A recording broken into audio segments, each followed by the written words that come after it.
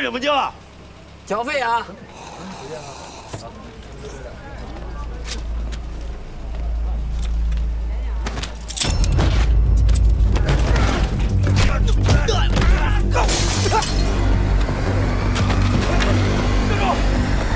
队长，别难动，不能用枪。别跑！别跑！别跑！站住！让开！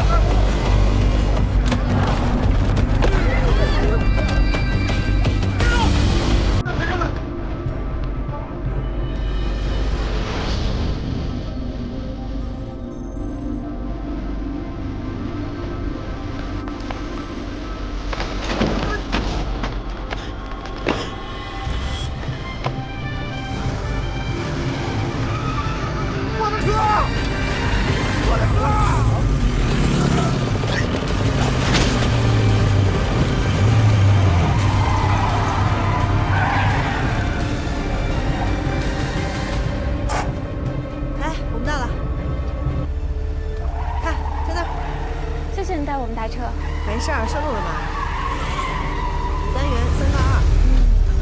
这个时间的话，老大，老大，让开！让开！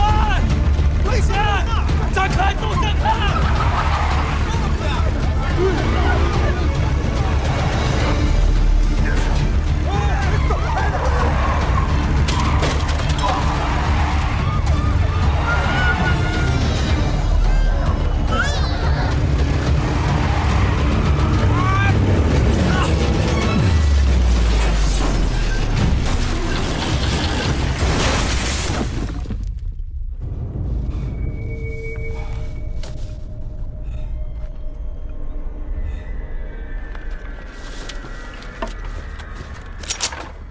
站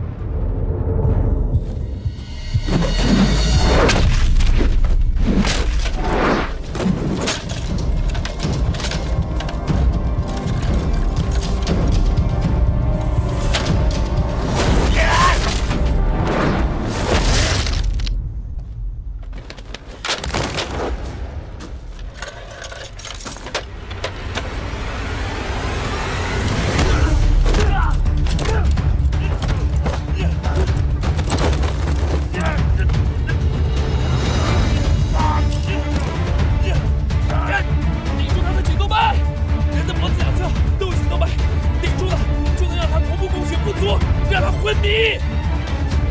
分手啊！分手想办法，有罪也行啊！快啊！亲他了！抓贼重要还是贞洁重要？我抽筋了，抽筋了！哎呀，我的腿抽筋了！啊！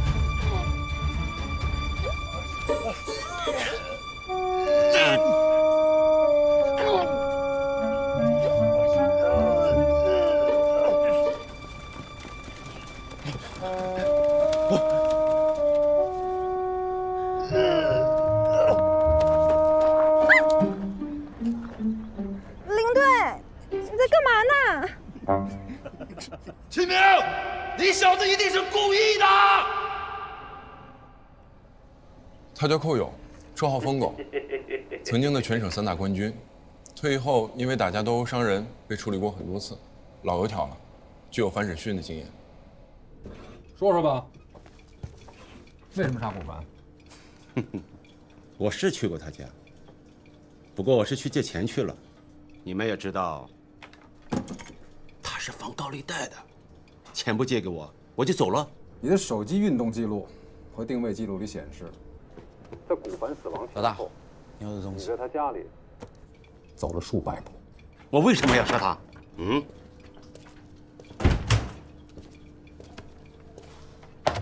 我知道你不想为古凡的案子继续背锅了，我可以帮你审。可审讯是刑警的事儿。这样吧，找到线索，算你们刑警队的。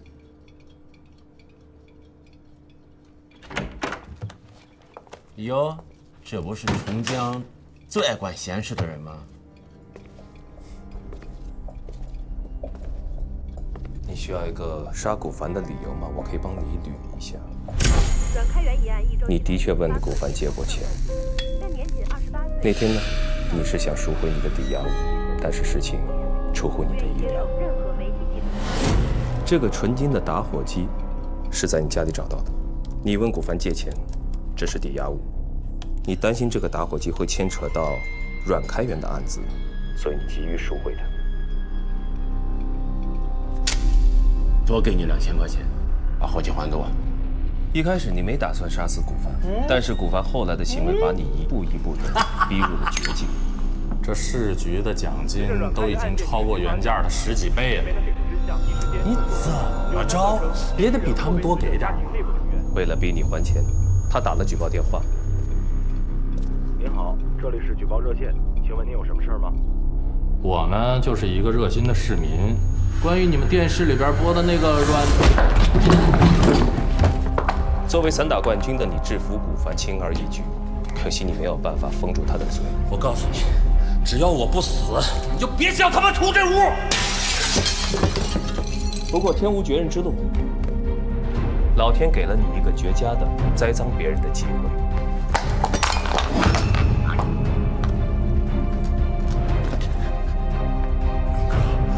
你的事儿我是不会说出去的，有哥就放我一马好不好？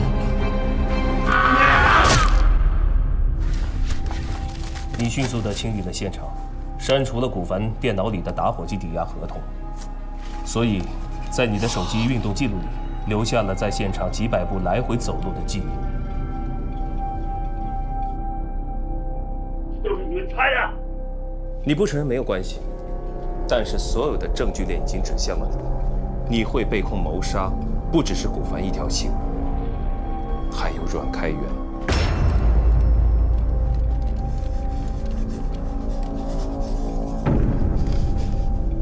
所以从一开始你就恨我，因为我发现了阮开元有可能是被谋杀的。有些事情比你想象的恐怖100倍。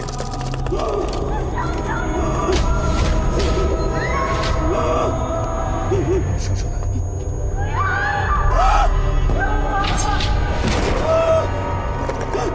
我会一点一点把你所有的秘密全都挖出来。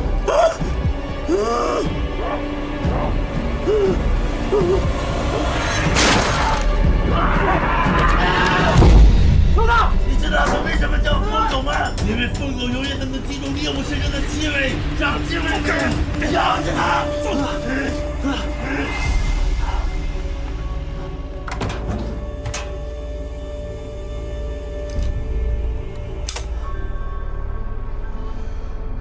后刑侦科的事，检验科还是别插手。哎，尸体呢？星辰，啊，阮开元的尸体呢？提审寇勇出事故后，局里通知，阮开元案已经交给其他法医处理。秦科长，你不得再接触，否则按违纪处理。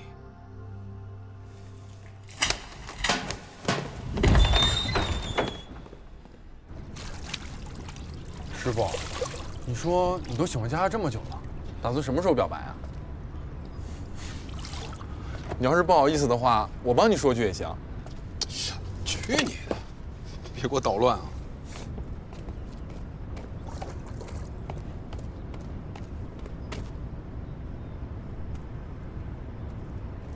师傅，我先去方便一下。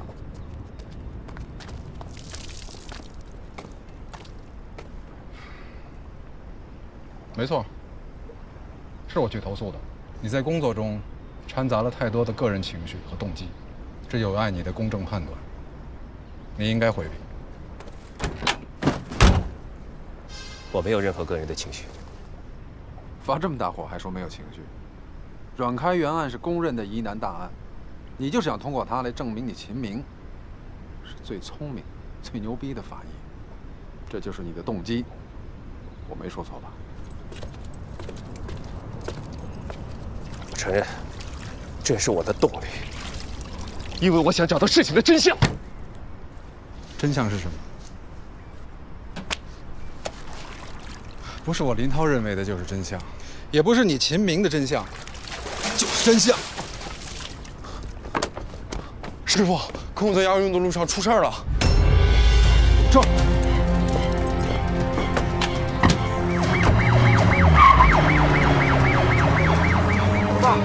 押送寇勇的警车被超载的大货车撞了，寇勇趁机逃跑了。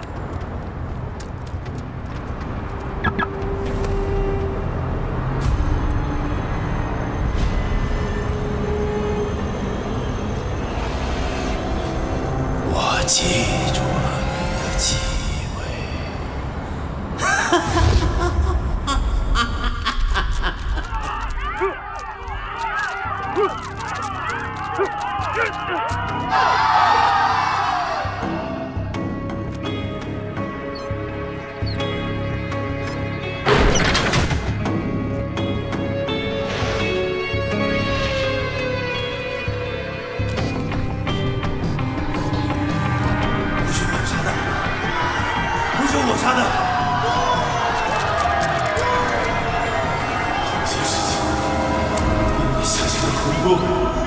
100倍！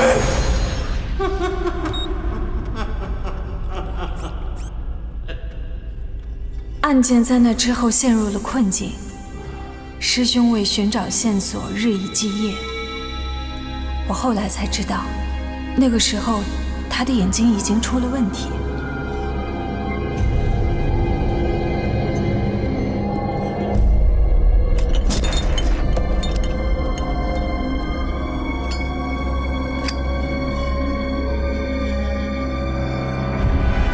都说法医的工作是在黑暗中寻找光亮，而有些线索，只有在真的失去所有光线和希望之后，它才像一个幽灵一样悄然出现。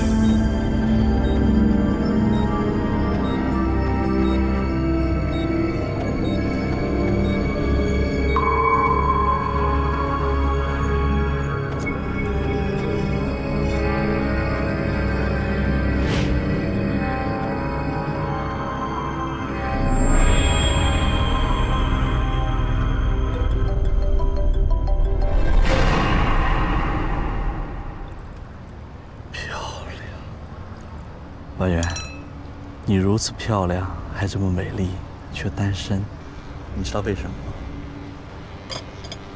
其实啊，上天早就给你安排好了，只是在等着这个人的出现。就比如说我。哎，秦明。哎，婉媛，这么巧？对啊，你怎么在这儿？怎么样，好吗？还行。介绍一下，启兰药业的王总，生意上非常照顾我。这是我最好的朋友兼男闺蜜，秦明。幸会。秦先生在哪里工作？我是名法医。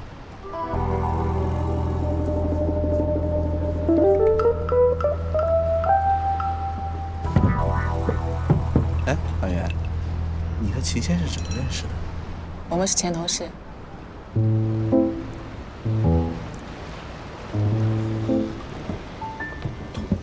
同事啊？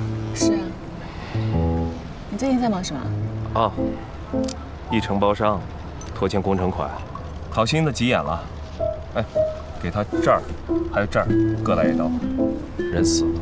那个人啊非常胖，光解剖就花了我整整5个小时。当时啊，我这切下第1刀的时候，这白花花一层脂肪就是不见血。于是乎呢，我就切下这第2刀，还是白花花的脂肪不见血。最后，我切下这第3刀，你猜怎么着？怎么着？哎呀，王总，对不起啊，真不好意思。来，我帮你擦。不，真不好意思。来，我帮你擦。我来吧。要不，我先走了，我回去换套衣服。王总，我送你啊。不。编故事能力突飞猛进啊！我哪有编故事啊？真的花了5个多小时。辞职跟我一起干吧。当医药器械代表薪酬是你现在的好几倍，而且我们还能像以前一样做同事。我要是不当法医的话，你说谁帮你一起演戏去赶走那些想要对你图谋不轨的甲方呢？嗯，别贫了，法医这行又苦又累，还被歧视，何必呢？我觉得挺好的，至少医患关系非常稳定。你呀，还是那个样子，没个正经。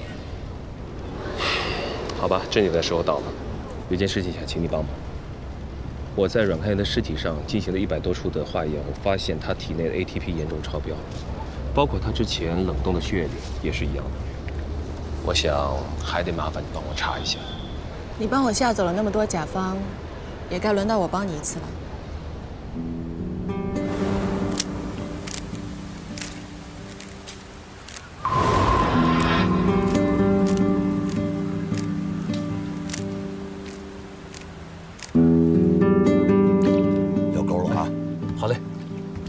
慢一点，哎，要顺着他的节奏，哎，放松好。哎，佳佳，你看他们俩玩的多高兴。对啊，师兄他最近情绪一直都不大好，只有跟老师在一起才会这么放松。来，哎，这鱼不小了，慢，哎，我的杆儿，哎呀，跑了，我就说嘛，啊，谁是鱼，谁是渔夫。不一定啊！干杯！上杯！来，佳佳。哎，佳佳，要不要听一听你师兄的囧事啊？要。有一次啊，我们做毒物分析考试，马上就要交卷了，突然秦明大喊一声，他发现自己涂错了答题卡。原来师兄也会犯这么低级的错误啊！哎，千万不能泄露出去啊！我还是非常喜欢自己的学霸人设的。不错呀。哎，尝尝。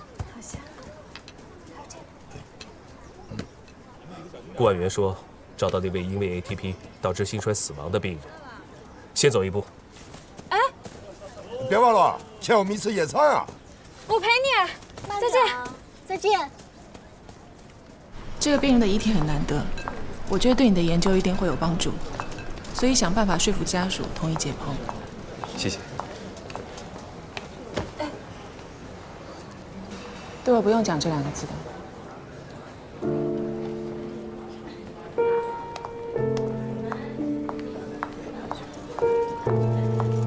那是我第一次见到顾婉媛师姐，师兄的前同事。来了，好，你们可以开始了。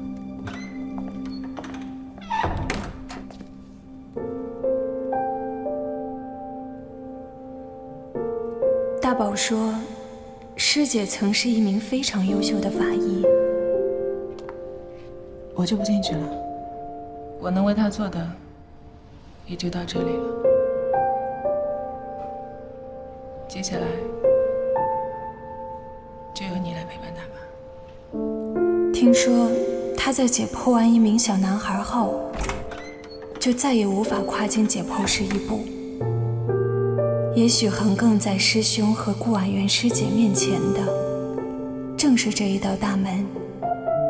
他不愿意出来，他再也走不进去。而我也终于明白，法医不能感情用事，是师兄用多少痛苦的经验换来的一层盔甲。你说这世上会有灵魂存在吗？听说当年三毛、古龙还有倪匡打赌，说是3个人其中任何一个人先死，一定要让其他2个人都知道。后来古龙先走一步，可是其他2个人根本没感应到。可见在这世界上，根本不存在是同一个灵魂。那是不是他们关系不够铁啊？行了，我们开始吧。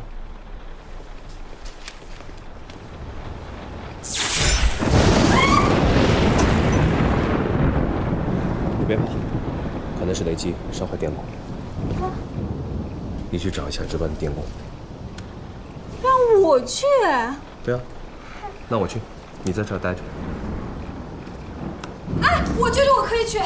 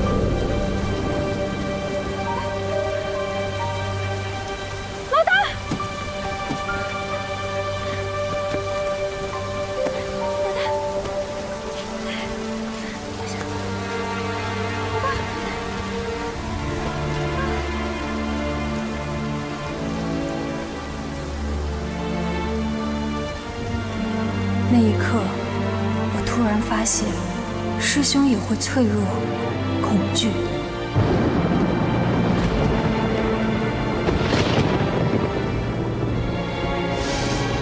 案件到了生死攸关的时刻，我不能再做一个躲在师兄身后的小女孩了。从现在起，我必须拿出自己全部的勇气，来守护她。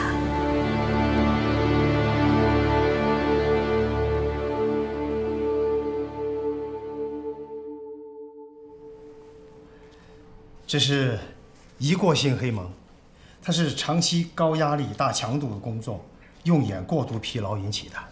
失明是暂时的现象，但是不好好休息，就可能成为永久性的失明。哎，局长来了！据说阮开元案最大的嫌疑人是寇勇，是真的吗？岳楼上是真的吗？不好意思，不能透露。秦明市民会对案件有什么影响吗？局长说两句。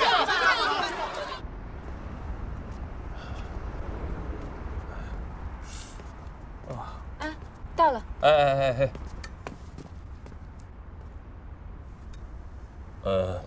不早了，你回家吧。不行，局长命令我监督你休息的。我家不方便。有什么不方便？没椅子啊。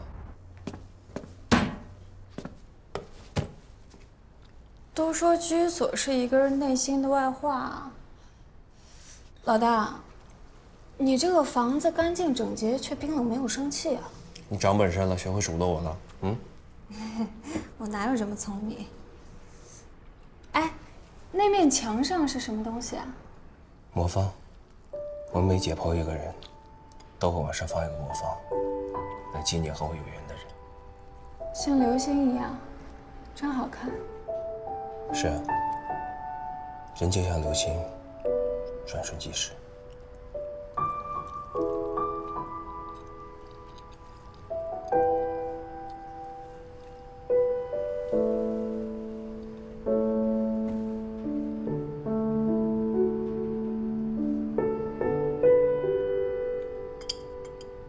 你在看什么呀？没看什么。我就是在想，你整天独来独往的，就不会感到孤独吗？孤独能让人冷静客观，对我们法医是好事。那你生活中都做些什么来打发时间？上知乎帮人答题啊，我可是知乎大神，你去看我的粉丝量就知道了。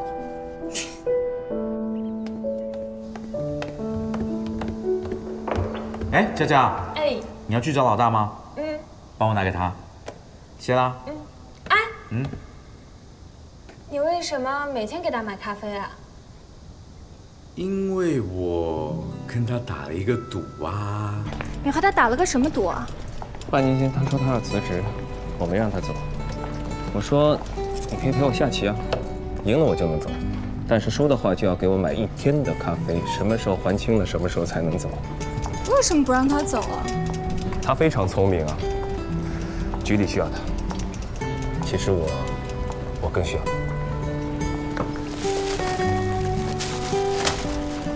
给，送你的。什么东西啊？几条金鱼，给你家里添点生气。拿回去吧。为什么？拿着。我怕被养死了，我会忍不住解剖它们。走吧。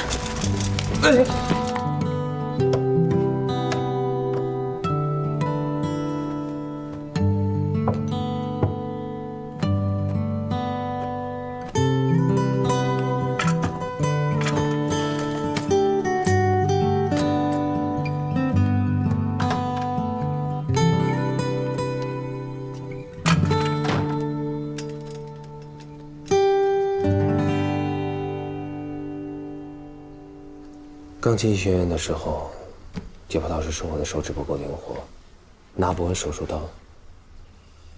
邹教授就介绍我，让我去学琴。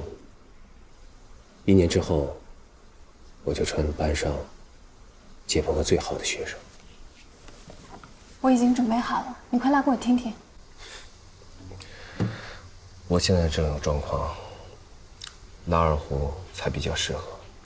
拜托了，就一首好不好？我现在眼睛看不见，手离开了手术刀，我哪还有心情再去拉琴？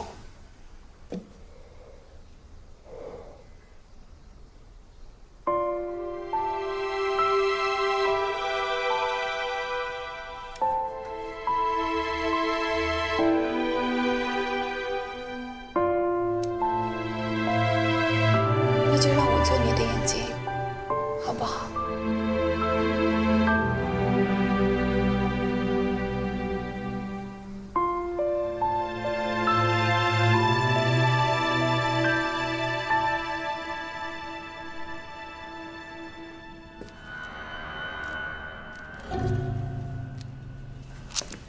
损伤全部集中在一侧，胸部多处肋骨骨折，伤势外倾内重，一侧为甚，一次可以形成所有损伤，损伤严重非人力可以形成。符合高空坠亡的特征。继续。手部和腿部有部分擦伤，左腿有严重闭合性骨折。还有呢？还有啊，他的左脚少了2个脚趾，软开源也交织残缺。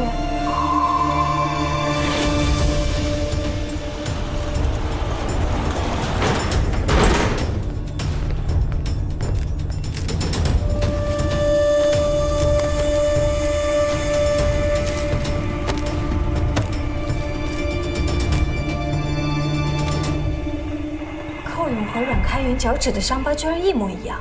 同样的伤疤，用同样的手法缝合，很有可能是同一个大夫给他们缝合的。根据伤口愈合情况判断，都至少超过10年。寇勇和阮开元早就认识了。多人脚趾残缺伤有3种可能性：一、集体踩踏事件；二、特殊行业的重大事故；3、登山队员集体被冻伤。那范围小多了，应该能查出来。你把所有的线索交给林涛，他说的对，破案不是王建业搞该做的事情。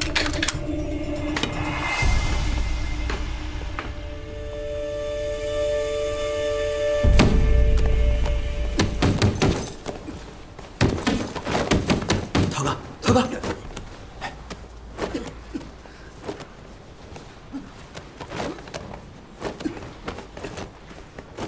小佳，你怎么到这儿来了？我有件事情要请你帮忙。说啊，你的事儿就是我的事儿。我跟我老大复检了寇勇的尸体，发现其实他们是……等，你们去复检寇勇的尸体？这案子不是移交其他法医了吗？但是，不是不想放弃吗？所以秦明就拉着你去了。啊，不是，是我拉着老大去的。佳佳，上次违纪的行为，秦明已经差点送了命。如果你们继续这样违纪的话，都是要被处理的。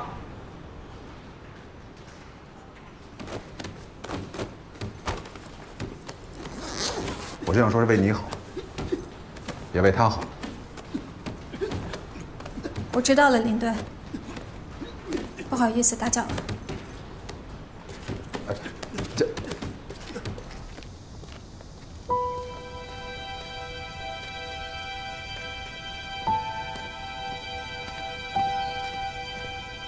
哎，佳佳，哎，来了。这是你要的寇勇的医保资料。哎，老大今天的咖啡。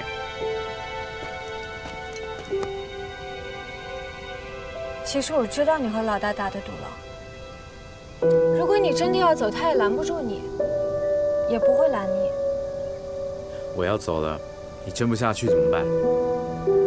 我陪着你啊，小王心。在寇勇的医保档案里，我找到了一条线索。我没有告诉任何人，尤其是师兄。我说过，我要做你的眼睛，去寻找你暂时看不到的光明。大宝，我我请了假出去散散心，你替我好好照顾老大。放心吧，好好去玩，小萌新。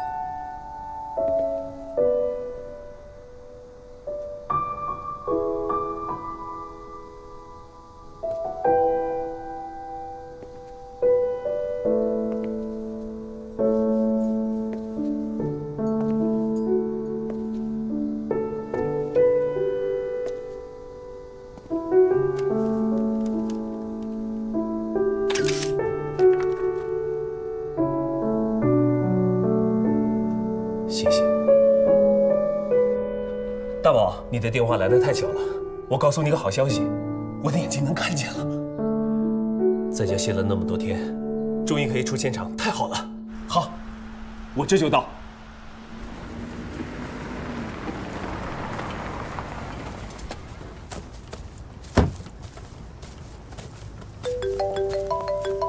大宝，我已经到现场了。哎，你在哪儿？我。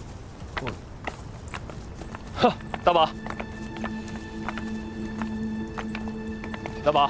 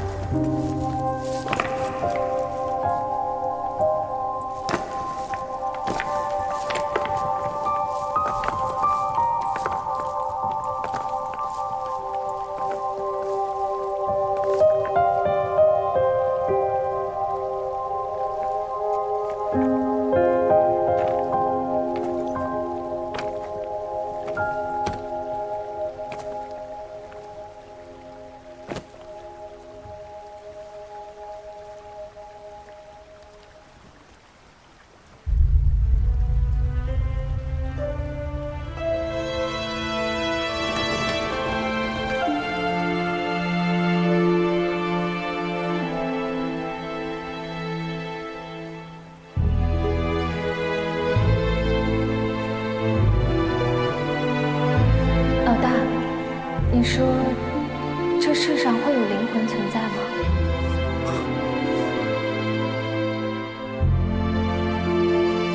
那就让我做你的眼睛，好不好？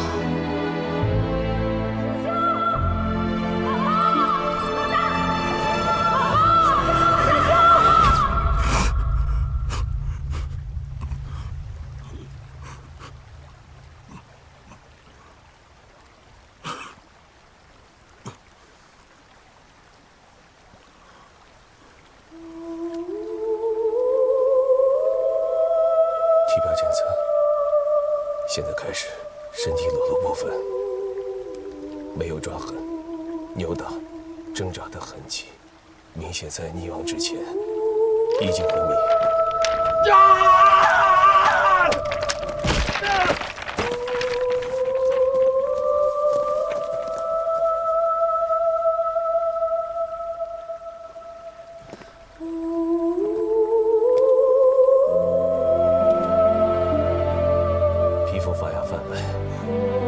指甲、唇口、青紫，明显的泥瓦痕迹。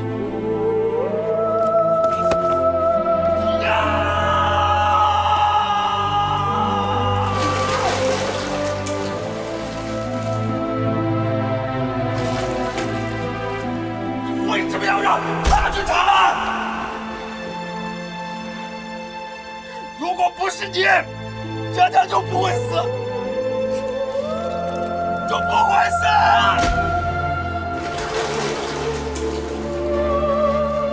凶手，真相，你就是凶手。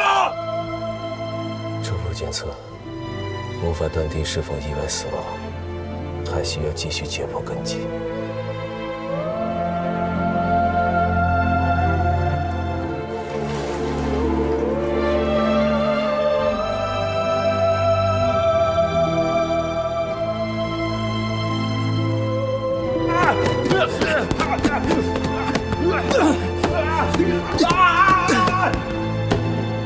这案子不是移交其他法医吗？我知道了，领队。不好意思打搅了。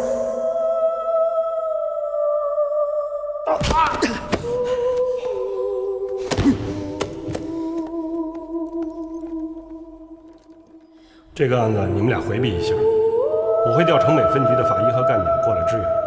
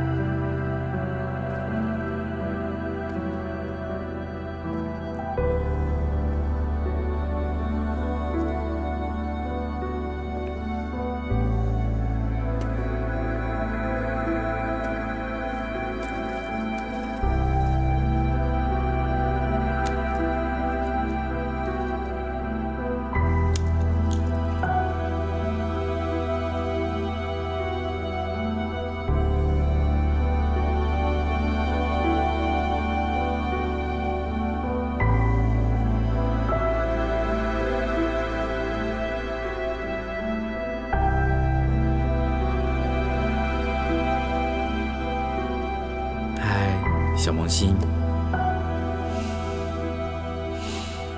哎，撑不住的话，你就先回避一下。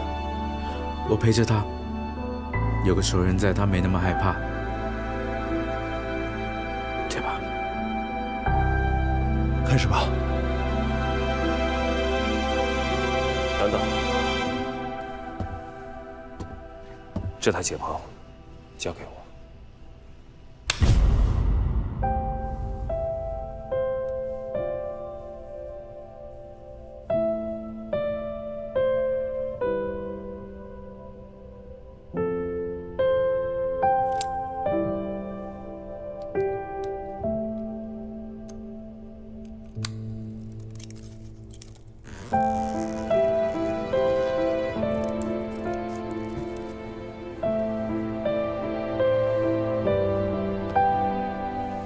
我已经准备好了，你快来给我舔舔。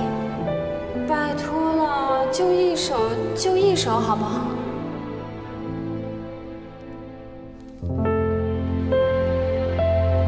今天我终于成了一名实习法医，我觉得自己很幸福，因为可以更靠近他，和他呼吸着同一平方公里之内的空气，我都快醉氧了。不过靠近才发现，事情没我想象的那么顺利。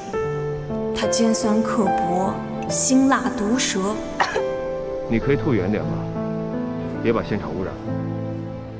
他训起人来可真凶。这么简单的参数，我问你怎么会记错？或许你觉得这是一个非常小的错误，但是我告诉你，往往这种小的错误会改变别人的一生，拿了改了。这和我想象中的大神风范一点边都沾不上。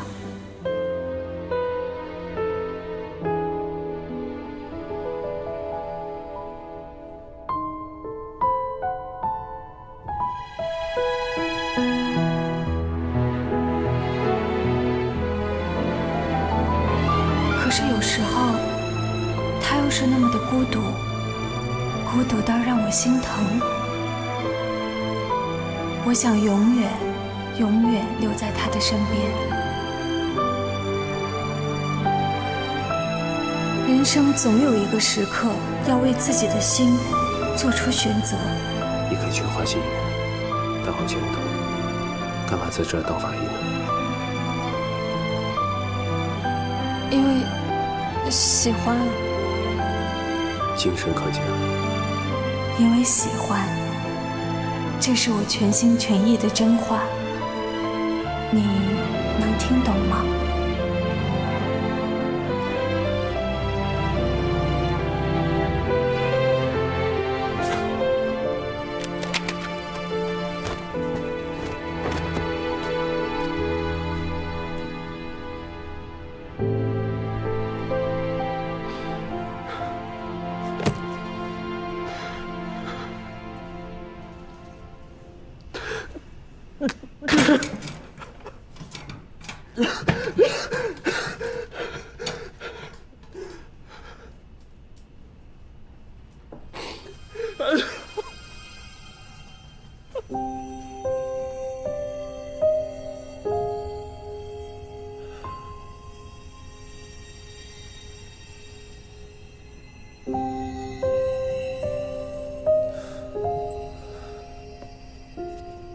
老大，你说过的，人只是由糖脂、蛋白质、水和无机物组成的细胞聚合体。动手吧，去寻找你最执着的真相。找到真相，你能回来吗？还记得三毛、古龙和倪匡打过的赌吗？我做到了，我实现了诺言。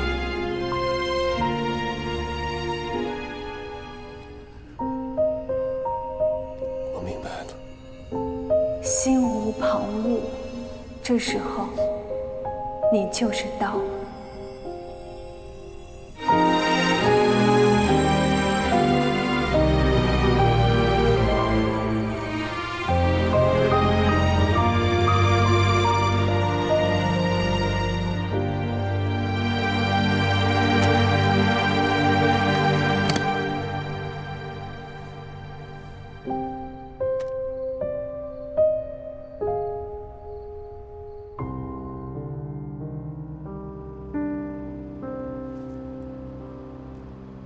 这是佳佳喉咙里面发现的鳞片，来自一种叫做龙筋鲸鱼的鲸鱼。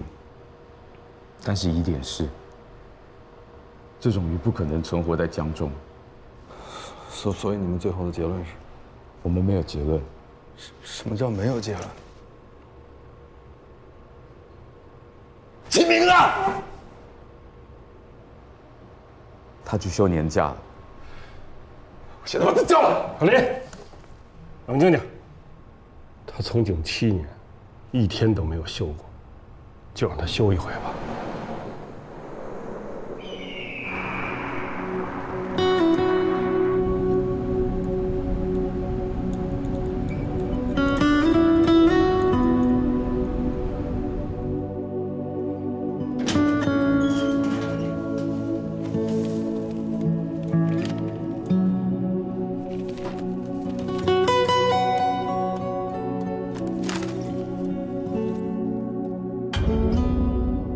阿姨，俺同啊，单干局结构，咱们边走边说吧。10几年前啊，我们这遭遇一场百年不遇的大雪灾，很多人都被困了，救援队每人也得挖了半个月，才把这条路打通了。哎呀，可惜啊，很多人都被冻死了。但是5个人活了下来，真是个奇迹啊！当年被我切除脚趾的就是这2个人，名字叫做柯勇和阮开元，他叫唐谦。6年前啊，还回来过一次，花了很长的时间去长特、转山。哎呀，听说回去没多久就死了。他是怎么死的？是他杀吗？是干衰竭。干衰竭。哎，上次来的那个佳佳姑娘问的事情跟你一样，这次怎么没和你一起来啊？他休息了。你把雨接过，了么？你等着多久了？保佑的哟，年年不抱怨。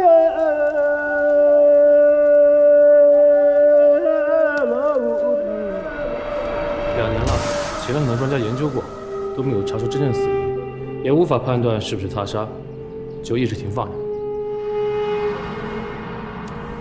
他是个 IT 男吧？挺神的，你怎么看出来的？颈椎骨前弯，双手外关节外翻，大拇指内侧有涝结，还有他的腿部肌肉退化。行家。对了，你能看出这是什么吗？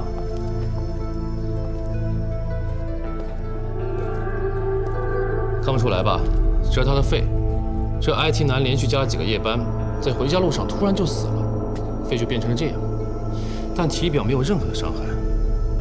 这件事情在上班族里引起了恐慌，都说他是过劳死，加班太多，肺都炸了。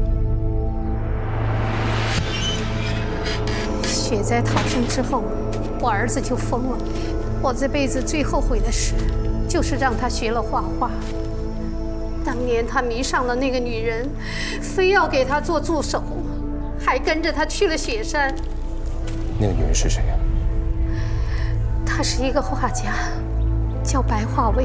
白化薇，白化薇，白化薇，白化薇，白化薇！儿子，儿子，我都抱你的，我都抱你的！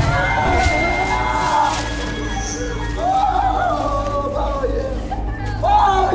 抱你！一切谜题的背后都有着联系，就如同魔方，无法一面一面的复原，只有打乱它，破解它，才能看到事实的全貌。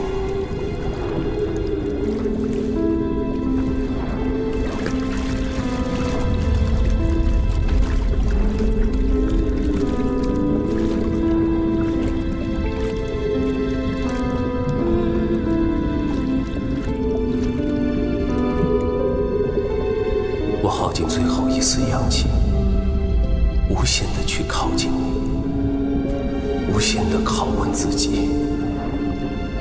也许只有接近死亡，才能接近那抹真相的微光。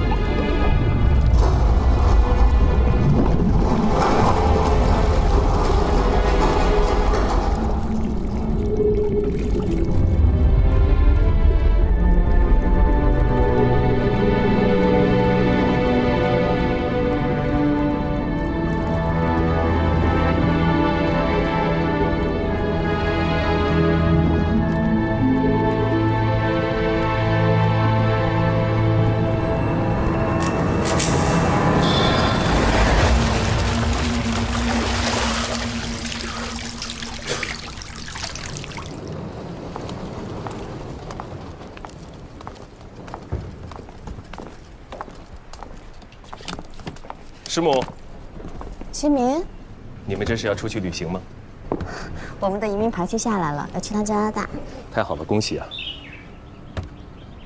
老师，有件事情想向您请教，不会耽搁太久。去吧，在机场等我。齐明一定是碰到什么难题需要我帮他。那你快点啊！上车来，慢点啊。嗯。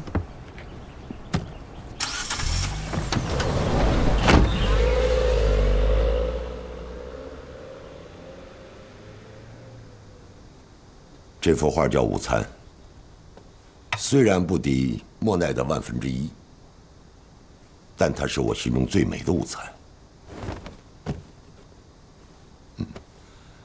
大一时间到了，说说吧。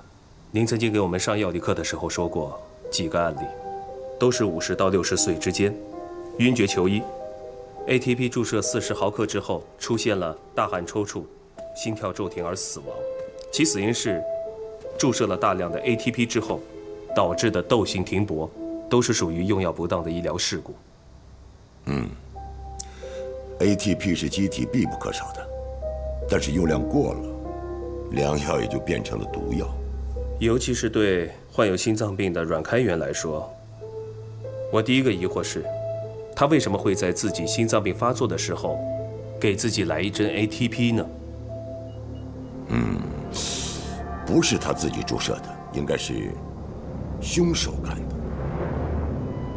我在阮开元体内找到了一种未知的化合物，后经检测，才知道这是8年前研制出来的一种抗抑郁的新药。它有一个非常别致的名字，叫做 Daydream， 白日梦。是的，听上去很美。往往越美丽的东西，就越发有毒。Daydream 在1期临床的时候被发现有强烈导致心衰的副作用，后来就被叫停了，也从未在市面上流通过。凶手一定知道它的副作用，所以把它和 ATP 混合在一起，注入了阮开元的体内，确保迅速的让其死亡。我第二个疑惑是，凶手是从哪里搞来的 Daydream？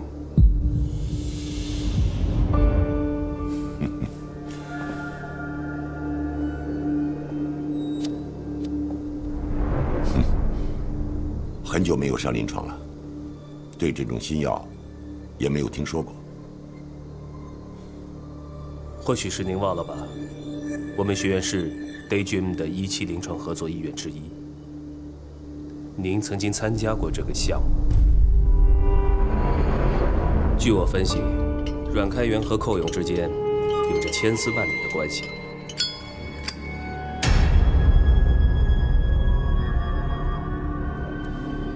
我们当初不是说好了，彼此互不问姓名，从此再无往来。你现在来找我，是什么意思啊？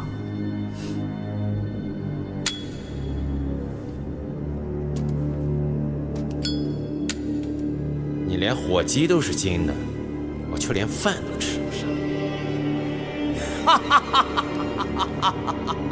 什么意思？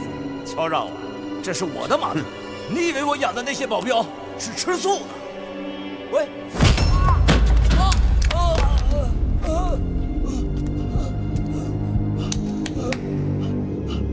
这事没完，把钱准备好。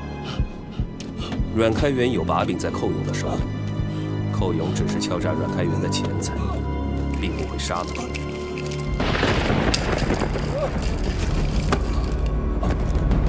随后，真正的凶手出现。凶手给他注射了 ATP 和 Daydream 的混合物，以为这样就可以查不出踪迹。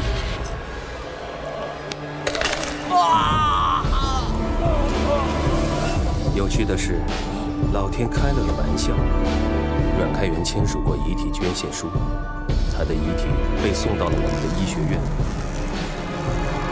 从那天起，他就像个幽灵一样，在福尔马林里注视着你，让你的内心不得安宁。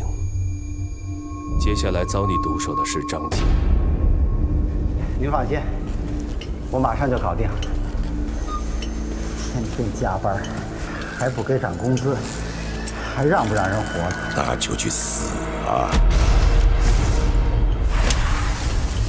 你给他吸入了液氮，肺部迅速冻结，窒息而死。门牙也在挣扎中被崩断了。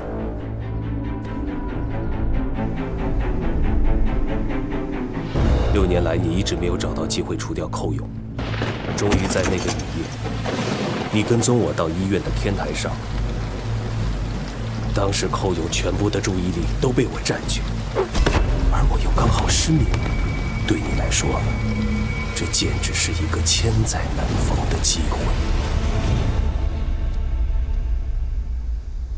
我最后的疑问是：你为什么这么做？是为了白华威吗？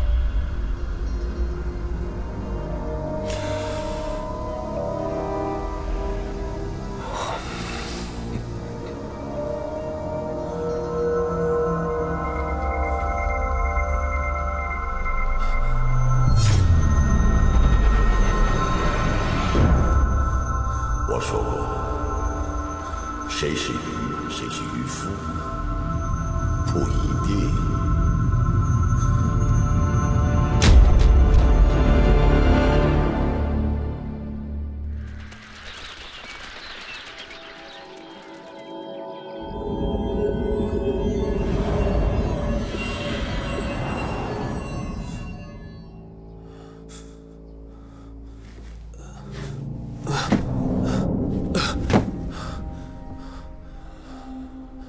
既然你提到了他的名字，那我就带你来看一看。这儿是他的画室，16年了，全世界都遗忘了他。到底发生了什么？这个故事憋在我心里6年了，没人能讲，没人能理解。16年前，我被评为了教授，也就是在那一年，我和我的女友白华薇订了婚，真是人生事业两得意。那是我人生中最快乐、最幸福的一年。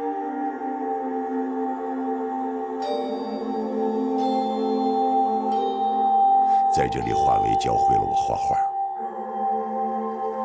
她不仅美丽，也很有才华，还喜欢到各地去写生。那次她要去西藏写生，我因为要讲课不能陪她一起去。然而这次写生永远改变了我们的命运。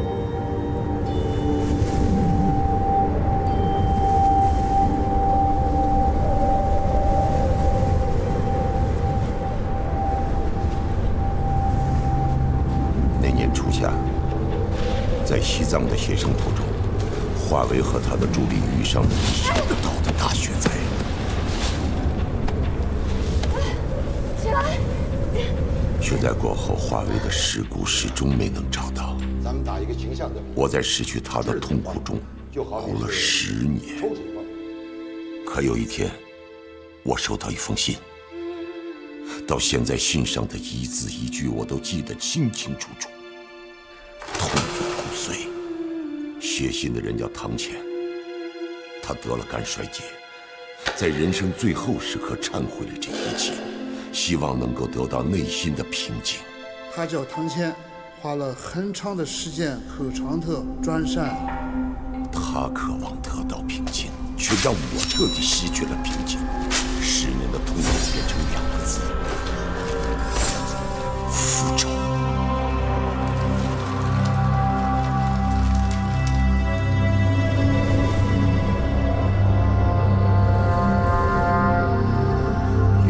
华为不是死于风雪，他找到了一个避难所。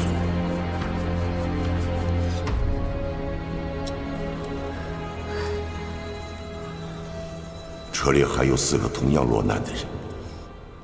一开始，6个人相互帮助、扶持、抱团取暖，分享仅存的粮食。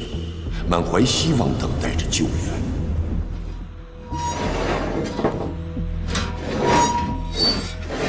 可10天过去了，食物没了，救援迟迟不来，寒冷、饥饿和绝望蔓延开来。蛰伏的黑暗人性在茫茫血染中被唤醒。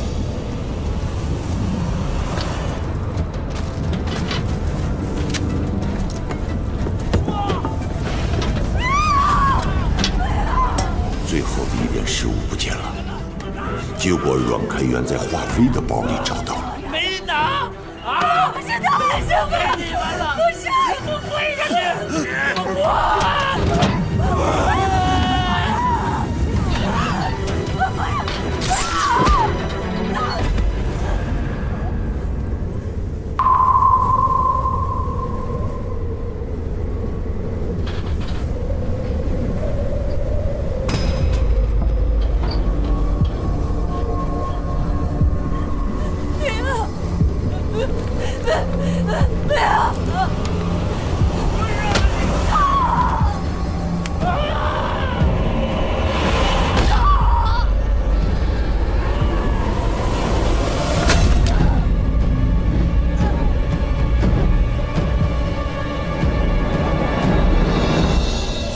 根本没有偷拿过食物，只是因为他无力反抗，成为了食物链里最快被淘汰的。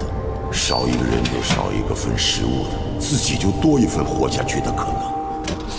他们只需要一个掩盖恶行的借口。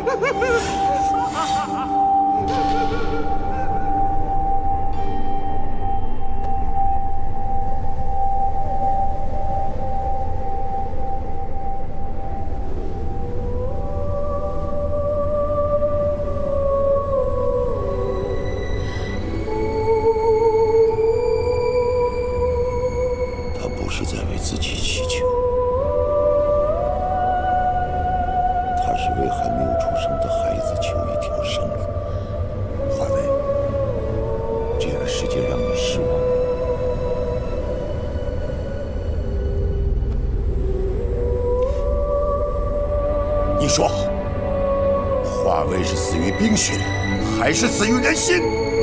他们不该受到惩罚吗？他们不该死吗？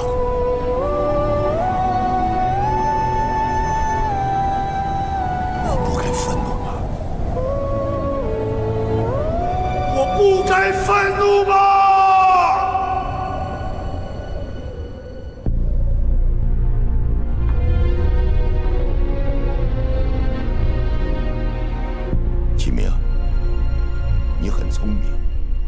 但你猜错了一点，这6年我不是没有机会杀寇勇。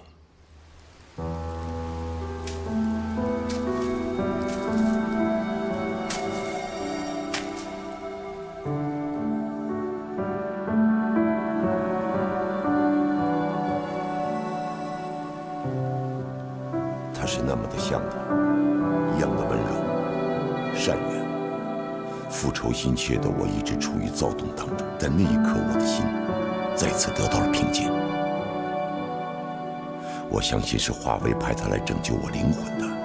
我决定停止复仇，重新开始生活。一家3口阳光下的午餐，这是华为梦想中的幸福。他把它画了出来，却没能实现，把这个机会留给了我和舒丽。舒丽怀孕了，梦想中的幸福就要到了，而你却自以为是当众高呼，立刻报警。死于他杀，立刻报警。都是因为你让我渴望了16年的幸福，顷刻间变得摇摇欲坠。也都是因为你的步步紧逼，我才不得不把这场杀戮进行到底。这就是我最得意的学生，只想知道真相，不关心正义。正义？那你为什么要杀害佳佳呢？她善良到不会伤害任何一个人。我没想到佳佳为了查案去了藏区，她不但得知了华为的存在，还查出了她曾经是我的未婚妻。佳佳用女性的直觉拼出了故事的轮廓，她无法相信，来找我询问。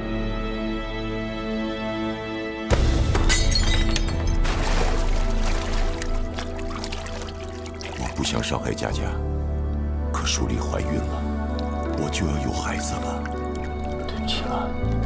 即使是只有1/1000的机会，我也要拥有16年前我本该拥有的幸福。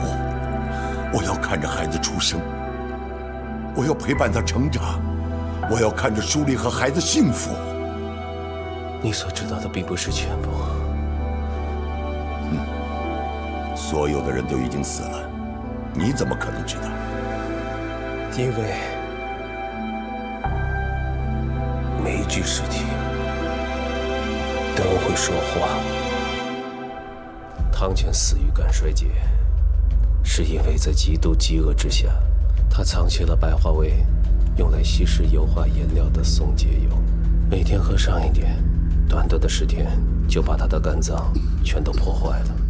在接下来的10年，他每天都受着病魔的折磨，这或许是对他犯下错误的惩罚。张坚拿走了白化为的衣物，在血灾中，他饥寒交迫，患上了严重的创伤应激症。从那时候起，就算在炎热的8月，他都会觉得冷。对饥饿的恐惧迫使着他不断的进食，体重足足增长了200多斤。对于寇友，那段经历成了他挥之不去的梦魇。他时常出现幻觉。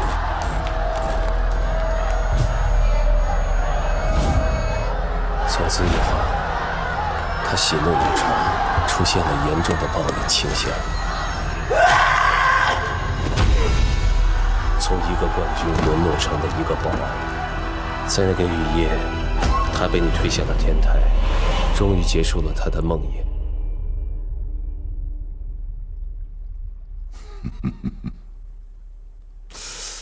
按你的意思，所有害死华为的人都是情有可原的。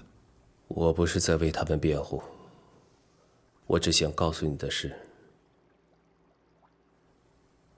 真相之上是正义，而正义之上有另一种东西，叫做悲悯之心。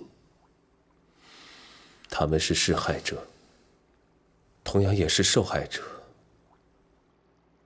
而你呢？从一个受害者变成了一个施害者。好，好，好！你是高高在上、俯瞰众生的上帝，那你准备怎么怜悯我？我给你带来一样东西，在我上衣的外侧口袋里。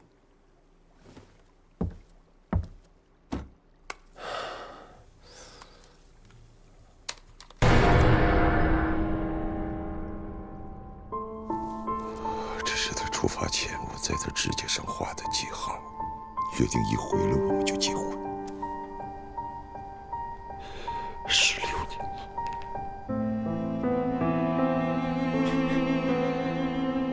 这是我得到的，你唯一的一部分。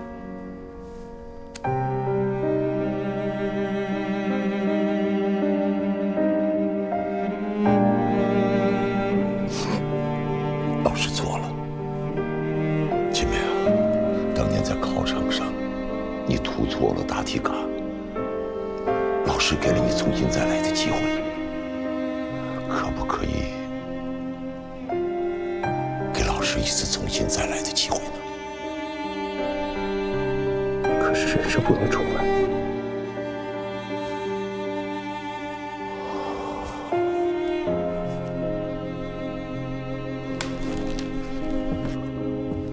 如果我是一个人，我可以听你的。但现在我是一个女人的丈夫，一个孩子的父亲。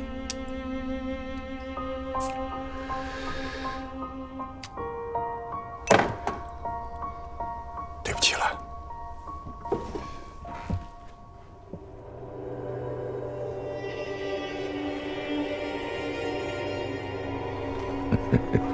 你说过的，谁是鱼，谁是渔夫，不到最后没有答案。我在佳佳体内发现了微量的麻醉剂，所以我在出门之前，已经给自己注射了解毒剂。你现在是青出于蓝而胜于蓝了。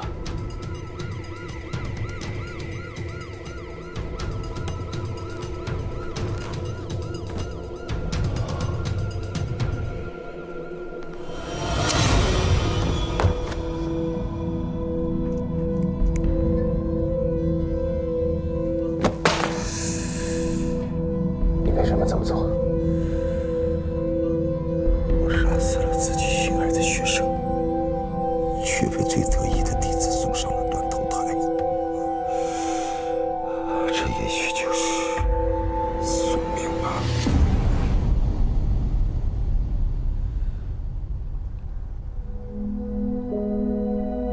金明，我求你最后一件事。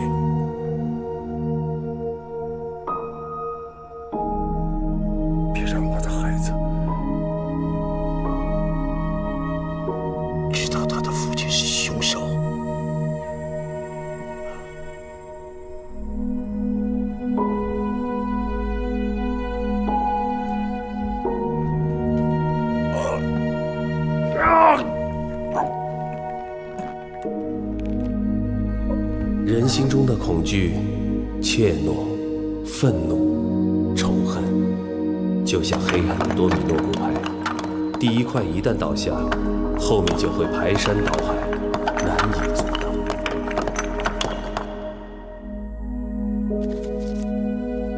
当善良的力量把罪恶的多米诺骨牌停下的时候，被拯救的不只是生命，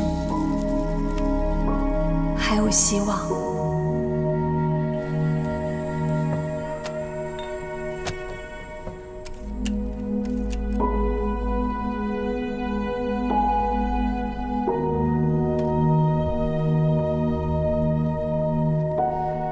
这个或许你想留着。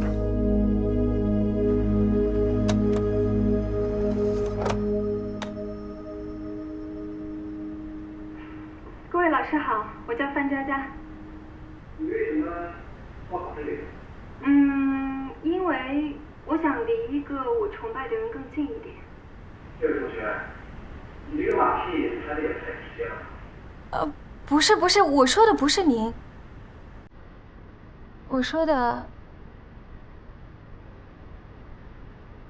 是另一个人。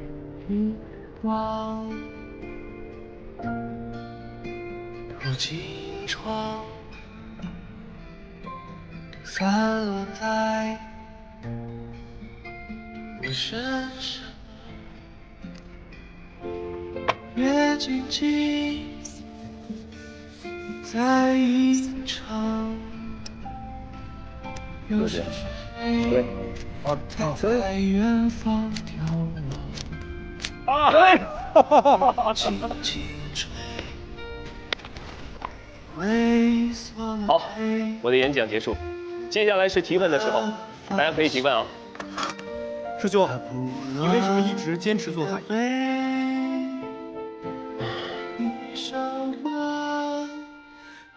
其实这个问题，我也问了自己很久。编织景象，握住你的模样。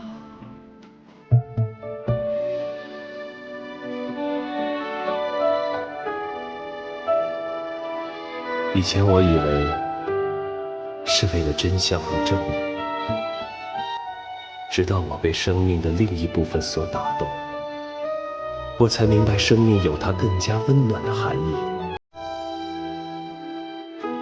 轻轻吹，我随你去远方，见你去追，没有你多荒凉。就这样，心随你去流浪，从此再无悲伤，只有赤裸。